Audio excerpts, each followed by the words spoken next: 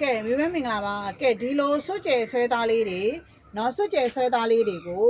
အမဒါလေးဆိုလို့ရှိရင်2နှစ် site ကလေးပေါ့နော်2နှစ် site ကလေးကိုအမမြန်မာငွေ1000ကျော်နဲ့ပေးမှာဖြစ်ပါတယ်ဒါလေးက9တဲ့ယူလဲရတယ်ဒါပေမဲ့အမကတော့10တဲ့တထုပ်ထုတ်ထားပေးတာပေါ့နော်10တဲ့ယူလဲရပါတယ်သူကကြတော့အဲဆွဲသားလေးတွေပါ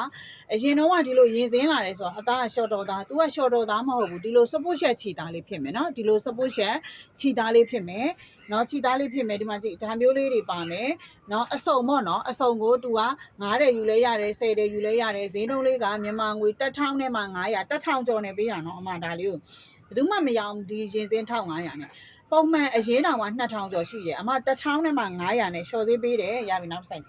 ကဲဒီမှာနောက်တစ် site လာမယ်ဒီ site ကကြတော့ site ကြီးသူကကြတော့အိမ်နှလုံး site ကလေးပေါ့နော်ဒါလေးကအိမ်နှလုံး site ကလေး4နှစ်5နှစ်ရမယ်နော်အိမ်နှလုံးက4နှစ်5နှစ်ရပါမယ်အိမ်နှလုံးက4နှစ်5နှစ်သူကဈေးနှုန်းလေးကကြတော့မြန်မာငွေ2000နဲ့တန်တယ်နော်1500 2000ဆိုတာမိုးရင်းကတော့စားလို့မရဘူးတရောက်တောင်ကောင်းကောင်းဝါစားလို့မရဘူးမနေ့စာတစ်ခါသွားဝင်အတုတ်တောင်မှအတုတ်တောင်2000ဆိုလို့ရှိရင်တက်ရောက်ပဲစားလို့ရမယ်ဒီမှာအေးကြီးဝစ်ပါလေးတက်လုံးဝစ်မပြက်စီးမချင်းဝစ်နော်မညစ်ပတ်မချင်းဝစ်အမလေးဝစ်လို့ရတယ်နော်ဒီလိုမျိုးလေးတွေစပုတ်ချက်သားလေးတွေဒါလေးတွေကိုဈေးနှုန်းက2000အသေးရ1500အကြီးရ2000